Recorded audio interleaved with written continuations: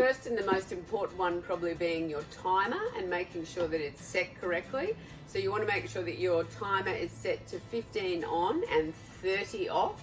If you're somewhere where it's below 15 degrees, then you want to set that timer to 15 on and 45 up. You want to also make sure that you're maximizing that direct sunlight. So this can be a little bit confusing, but probably a good time to actually look at that and what that means. So direct sunlight, we can see, is only just hitting this top section of our air garden now as the sun starts to drop in Brisneyland.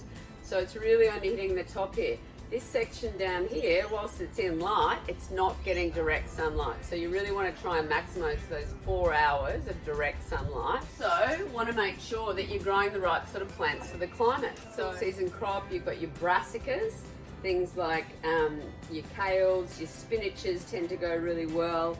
Beans, we can see a little bean starting to come out there on the bottom of this one. Shallots, herbs, parsleys, they all do pretty well. The other thing you want to keep an eye out for in winter, pest-wise, if you are growing, are things like cabbage moths, okay? So they're still floating around. They're a little bit tricky and deceptive, and they tend to fly in when you're not watching, lay a few eggs, and then disappear. But then those little caterpillars that they leave, or moth worms, or cabbage worms as we call them, really hard to find. And what you really want to do is turn over your leaves here and look and make sure that they're not sitting on this underneath section here.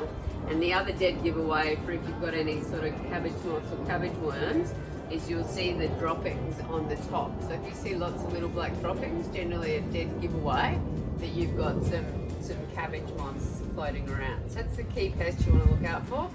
Hopefully there's some good winter tips for you guys. It'll keep you growing.